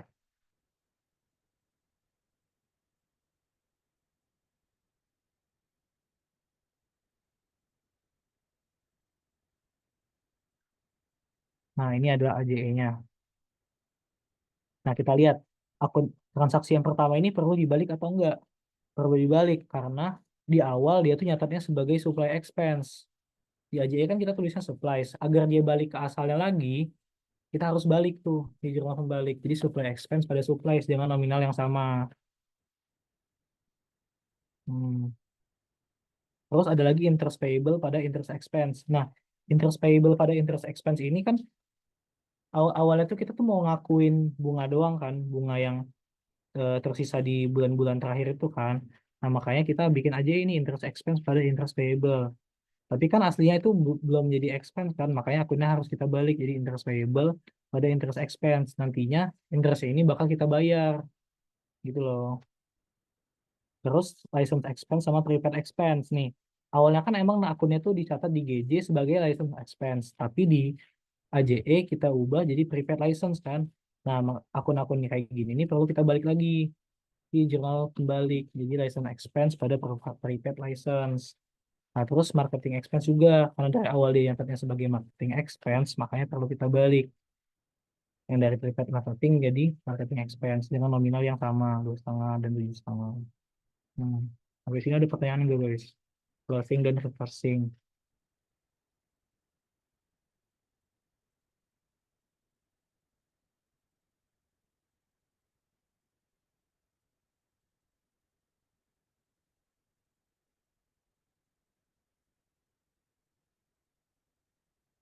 Nah, kenapa yang anakan fees ini nggak dibalik?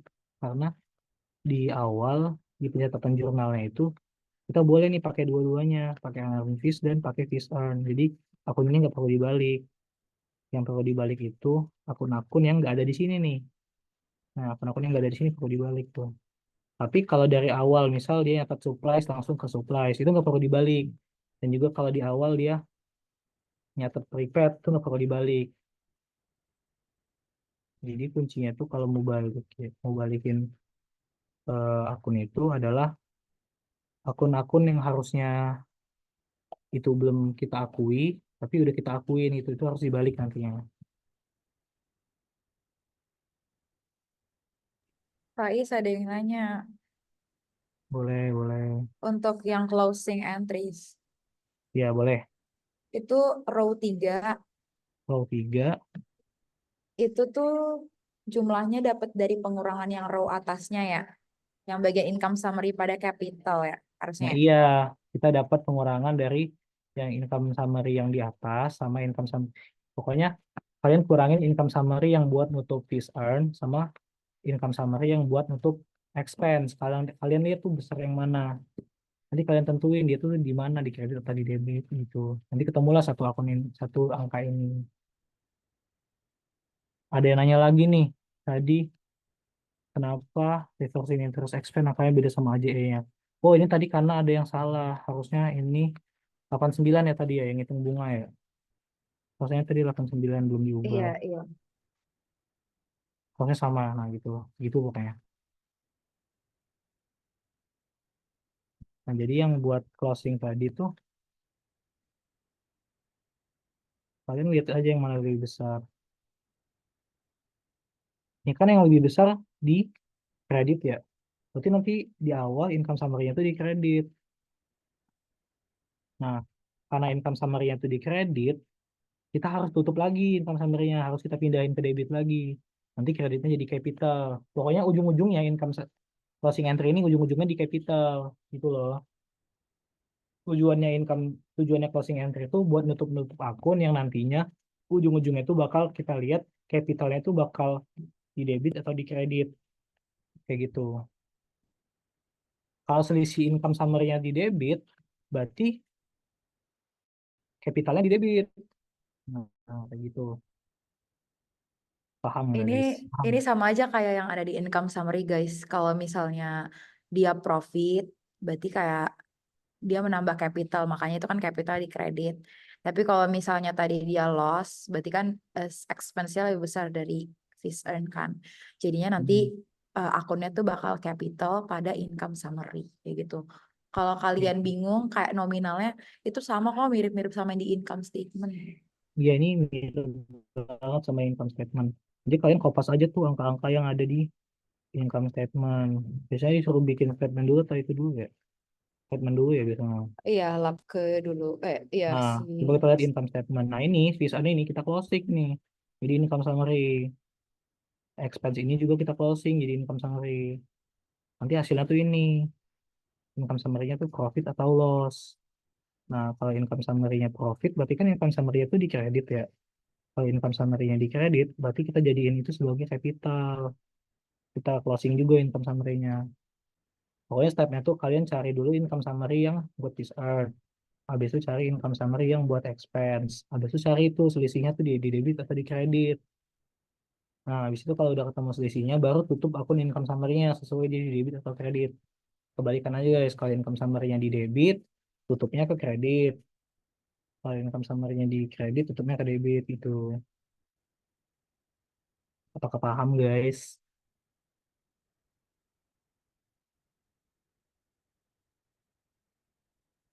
Kalau ada yang masih bingung, pokoknya kalau closing tuh hubungannya sama yang laporan keuangan di income statement. Kalau yang si reversing ini hubungannya sama di AJE itu. Kebayang gak guys? Kebayang gak?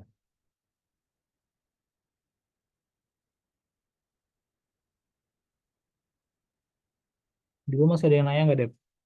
Di gue udah nggak ada. Kalau gitu langsung aja ke ledger Oke, aja. nanti kalau ada pertanyaan lagi kita lanjutin lagi ya. Nah, sekarang masuk ke ledger. Nah, ledger ini adalah, sebenarnya ledger ini adalah bagian paling gampang ya guys di siklus akuntansi. Karena cukup masuk-masukin akun doang. Nah, kita lihat dulu nih. Pas sebelum kita bikin ledger, kita lihat dulu nih di soal. Itu ledgernya sampai kapan? Nah, kayak di soal apa ya? Nah, soal B nih. Postinglah transaksi di atas ke dalam buku besar yang sesuai. Berarti GJ-nya dimasukin ke ledger. Terus soal C, ada juga nih, postinglah transaksi di atas dalam buku besar yang sesuai. Berarti berarti masukin di ledger juga. Terus, nah di G, di F dan G juga. Dan masukkan transaksi masing-masing ke dalam buku besar yang terkait.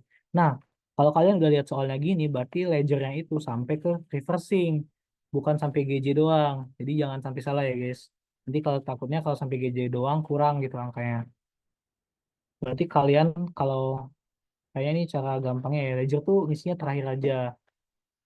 Karena kalau kalian GJ langsung ke ledger lumayan makan waktu sih kayaknya, dan juga nanti kalian tuh ada potensi salah tulis itu, nanti balance-nya kalian udah tulis padahal belum kelar semuanya. Nah, jadi ledger ini cara ngisinya itu kita tuh bikin satu-satu nih. Ini ada akun cash nih contohnya. Akun cash itu nih, caranya tuh cara baca di account ini, yang di kiri itu adalah debit, yang di kanan itu adalah kredit. Nah, berlaku juga di semuanya. Terus kalian cari nih di General Journal dari tanggal 1 sampai tanggal, pokoknya dari awal sampai akhir tuh cash ada di mana. Misal ada cash nih di kredit 6750, ya udah kalian masukin aja ledger di kredit di sini 6750, taruh di sini. Terus ada lagi misal cash di kredit 24600, taruh lagi di ledger 24600. Oh gitu aja guys sampai nih misal ada cash 57, masukin lagi. Cash 18, masukin lagi. Ada cash 40 di debit. Nah, masukin juga ke ledger. Masukinnya dari atas aja nggak apa-apa. Masukin di sini debit. Nah, kalau udah kumpul semua cash-cashnya dari GJ, AJE, sampai closing atau reversing, kalian cari ending balance-nya. Nah, ini kalian harus ingat juga nih saldo normal. Saldo normal cash itu di debit. Artinya cash itu ending balance-nya harus debit. Nah, cara nyarinya adalah dari ending balance-nya itu total debit dikurang total kredit. Dapat deh ending balance-nya 21370. Nah, berlaku juga buat akun-akun lain. Ledger AR. Nanti kalian cari nih di General Journal. Ada AR nggak sih? Ada nih AR di debit 18. Tinggal masukin ke ledgernya. Masukin di Grab. Gitu. Nah, terus sama juga akun yang lain. Private license. Nah, coba kita cari akun lain ya. Akun apa coba ya? Akun, nah coba ini deh, yang banyak nih. Akun supply expense. Nah, kan tadi ledgernya itu kan sampai reversing ya. Nah, supply expense kita cari nih di General Journal. Mana supply expense? Ada nih 6750. Kita masukin ke ledger. 6750. Udah. Terus ada lagi nggak? Sini. Supply expense. Nggak ada. Adanya di mana? Adanya di AJE. Kita lihat nih di AJE. Di AJE ada nggak supply expense? Ada ternyata. Nilainya di mana? Debit atau kredit? Di kredit 1000. Nah, yang kredit 1000 ini kita masukin juga ke ledger. Di kredit 1000. Terus kalian bisa bikin keterangan juga. Ini dari GJ atau dari AJE gitu. Saya sih mau bikinnya gimana. Yang penting nanti ending balance-nya benar. Nah, terus ada lagi nggak transaksinya? Nah, ternyata ada lagi nih di closing entries. Ada lagi nih supply expense. Di mana? Di kredit 5750. Masukin di ledgernya lagi di kredit 5750. Masukin. Nah, ini kan harusnya nol ya. Nah, supply expense itu saldo normalnya di ini kan, di debit kan. Nah, berarti nanti endingnya harus ada di debit gitu. Nah, terus sampai closing tuh masih ada lagi nggak sih transaksi? Atau masih ada di reversing. Ada nggak supply expense di reversing? Ada ternyata di debit. Nah, pas kalian ketemu ada di debit, masukin lagi ke debit. Jadi sisanya 1000. Kurangin aja total debit, kurang total kredit gitu. Nah, biasanya ada pertanyaan nih, ada nggak sih Kak eh, GJ yang nggak di saldo normal gitu? Nah, ada lagi nih. Kak, saya ingin bertanya agar waktunya cukup saat ujian, jadi sebaiknya ledger dibuat pas akhir atau sesuai tahapan habis jurnal. Terima kasih Kak, ada yang nanya ini nih. Gimana ya guys? Kalian tuh kalau bikin siklus akuntansi tuh, kalian juga harus mikir dari pengalaman kalian. Kalian tuh lamanya di mana? Misal kalian bikin AJE-nya lama. Yaudah, berarti bikin AJE dulu. Ledgernya kan lama ya bikinnya ya. Menurut aku terakhiran aja sih AJE pas semua transaksinya udah kumpul. Soalnya si ledger ini cuma ngelihat dari GJ, AJE, closing sama reversing aja gitu. Jadi kalau misal kalian GJ masukin ledger, terus adjusting masukin ledger, apa masukin ledger, kayaknya agak ribet deh menurutku. Atau kalian coba habis ini latihan nih. Latihannya latihannya 2 kali. Ada yang bikin ledger dulu sama yang bikin ledger terakhir. Gitu. Biar bandingin enakan yang mana. Kalau aku sih enakan ledgernya terakhir ya. Biar tinggal masukin angka doang. Gitu guys. Mungkin aku mau nambahin. Kalau aku Hmm. versinya mirip, tapi konteksnya bukan karena itu. Kalau aku lihat berapa persenan, coba di soal is. Hmm. Coba ya. Berapa persenan penilaiannya? Nih, GJ tuh gede 24%. Jadi aku pertama pasti akan ngerjain GJ. Terus yang kedua aku juga langsung ngerjain AJE dulu karena dia 24%. Terus dia minta lapor worksheet. Oke lah worksheet 10%. Tapi nih laporan keuangan nih gede juga nih 20%. Jadi aku akan memprioritaskan yang poinnya gede-gede dulu guys, yang kayak persenannya tuh paling gede untuk penilaian. Karena kayak itu lebih menguntungkan kalau misalnya kalian bisa nyelesain itu dengan benar. Kayak gitu. Dan tadi tuh sebenarnya nih kalian benar salahnya itu bukan yang kayak harus akun ataupun nominalnya bener banget. Sebenarnya kalian tuh apa sih kalau dosen tuh ngelihatnya akun atau ngeliat nominal sih, singkat gue ngeliat Lihatnya akun kayaknya ya. akun dulu deh. Kalau Akun. akunnya benar lebih gede sih nilainya daripada Iya, jadi kalian nggak akun perlu takut salah. misalnya kayak balance kak, aku pas lagi ngerjain worksheet tuh nggak balance kak, gimana nih kak, kayak gitu kan. Pokoknya kata gue, kalian lanjut aja dulu sampai selesai, Betul. selesain dulu semuanya, balance nggak balance Hmm. itu urusan nanti. Tapi bukan berarti kayak ya udahlah karena nggak harus balance ya udah gua salah-salah nggak gitu ya. Kalau emang kepepet, kalian kerjain aja dulu sampai selesai guys, jangan stuck di situ supaya kayak setidaknya tuh ada poin untuk nilai jurnal yang benar kayak gitu. Oh. Ada yang Kak nanya tadi lagi yang nih Kak. sorry, lo dulu Ada yang atau nanya gue lagi is? nih. Gue dulu ya, coba ya. Kak, tadi Oke. yang reversing masuk ke ledger kalau apa ya, Kak? Yang reversing masuk ke ledger kalau apa? Nah, gini nih. Pokoknya si ledger ini berisi semua berisi semua transaksi yang ada di GJ, AJE, closing sama reversing. Nah, kayak contohnya tadi di ini nih, di supply expense. Di GJ ada, masukin. Di AJE juga ada nih, masukin. Di closing juga ada nih, masukin juga. Terus di reversing juga ada, masukin juga ke ledger. Nanti totalnya tinggal ngurangin debit sama kreditnya. Nah, ini kan ngurangin debit sama kredit. Coba kita lihat di mana ya yang nah di bank loan nih. Bank loan ini kan ya liabilities ya. Bank loan ini jatuhnya utang. Nah, di GJ kebalik gak sih ini? Ini harusnya. Jadi pokoknya di bank loan itu kan di kredit ya. Berarti kita masukin kredit. Terus ada bayar angsuran di debit nih. Ini dua-duanya dari GJ ya berarti dari GJ. Nah, dari GJ dua-duanya. Ada yang di debit, ada yang kredit.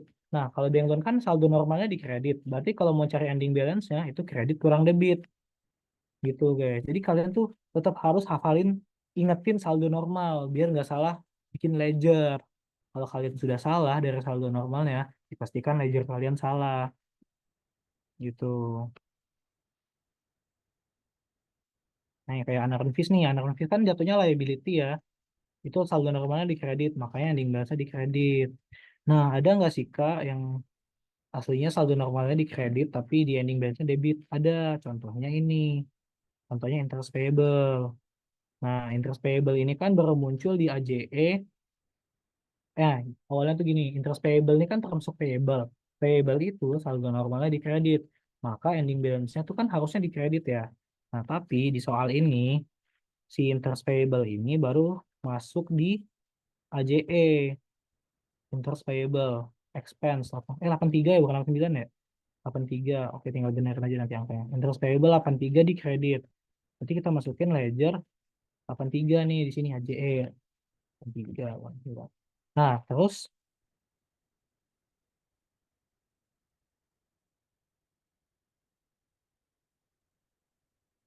ada lagi nih di reversing. Nah, ya.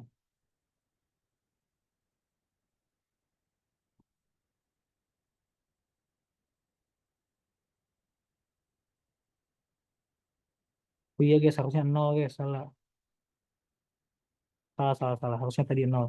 Tapi tapi kalau di tapi kalau di ledger itu pokoknya nanti ada aja guys transaksi yang pokoknya saldo normalnya itu enggak di nggak di eh, ending balance itu nggak di saldo normal karena akibat dari reversing gitu loh. Itu nggak apa-apa kalau kalian menemukan transaksi yang kayak gitu. Misal setelah reversing taunya interest payable-nya ada di debit itu nggak apa-apa kayak gitu. Tadi soal guys harusnya 0 karena di AJE sama reversingnya sama-sama 83. Ada pertanyaan lagi nggak guys?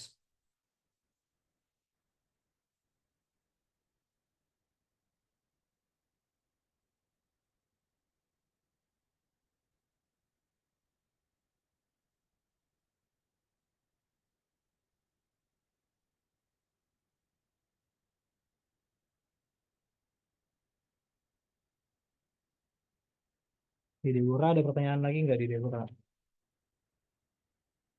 Di gue sih nggak ada sih, guys.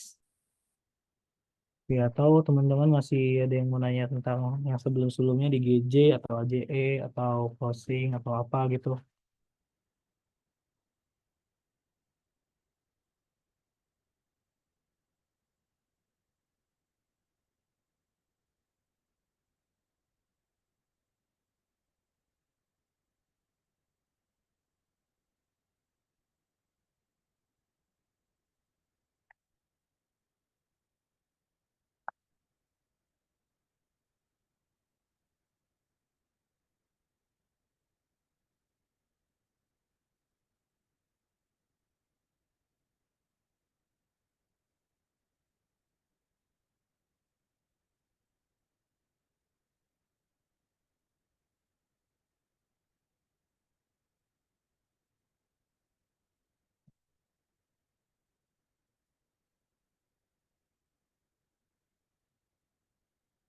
Masih ada yang bingung nggak guys? Kalau masih ada Ya, boleh ditanyain ya guys.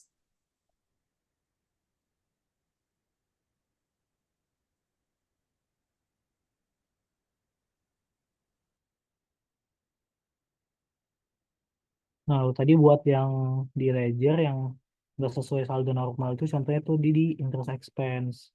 Nah, tadi kan di awal di GJ kan tulisnya 180, berarti kita masukin interest expense di debit 180. Terus ada lagi tuh AJE-nya, interest expense 883 ya, nah, 83. Iya, 83. Nah, ternyata pas closing juga ada nih 270, masukin juga. Dan di reversing juga ada lagi 83, balikin dari AJE-nya. Nah, interest expense-nya kan saldo normalnya itu di debit. Nah, tapi di ending balance-nya itu di kredit. Itu nggak apa-apa guys, karena itu tuh efek dari reversing gitu loh. Nah, jadi bisa kita lihat nih gedean kreditnya daripada debit. Jadi itu nggak apa-apa contohnya kalau di expense.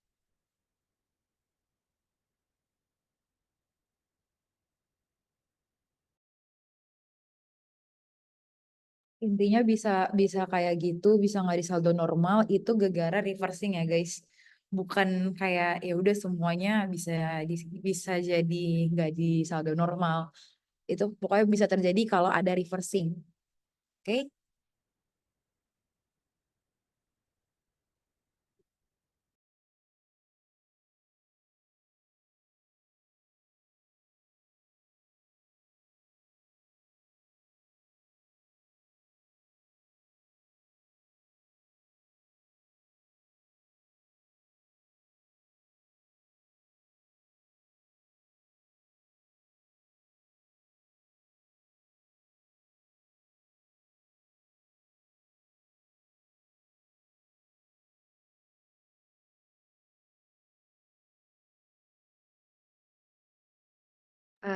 Karena ini nggak ada yang nanya, ini kita nunggu sampai 9.32 deh.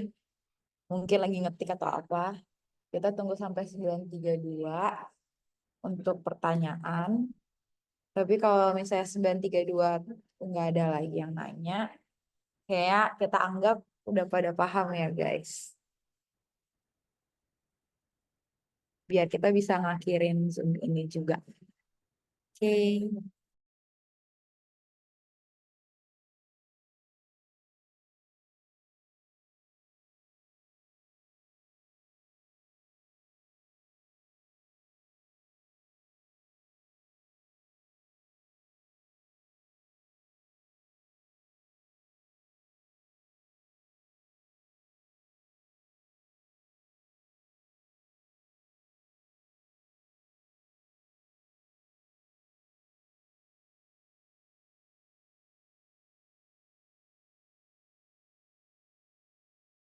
Yang nanya nih, dari awal sampai akhir pakein Intel dan rupiah boleh kan Kak? Boleh guys, asal kalian tulis di atasnya keterangannya semuanya itu Intel dan rupiah.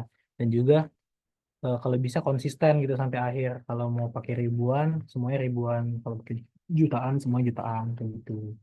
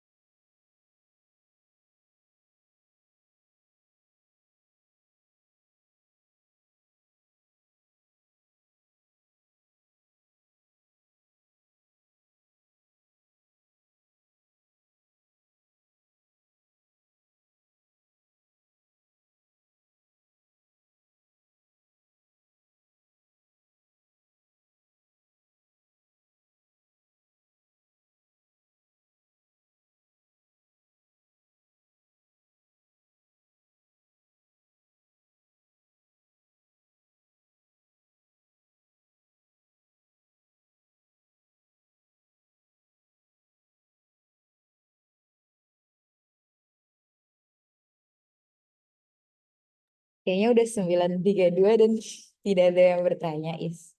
Berarti kita asumsikan DDA-nya UTS bisa lah 90 ke atas. Ya nggak, Is? Amin. Semoga dapat Kita A. aminkan dulu ya. Iya. Ya udah, kayaknya kayak udah pada ngantuk, udah pada capek ya hari ini kuliah. Kita akhirin aja kali ya di sini. Gue Deborah sama Faiz izin pamit undur diri ya guys. Semoga ilmu yang kita kasih dapat berguna ya guys. Kasih semuanya udah hadir di teks tutor hari ini. Bye-bye. Oke, thank you ya guys. Nanti Iya recording sama teman-teman. filenya bakal gue upload dari text tutor compilation yang ada di link tadi. Thank you ya.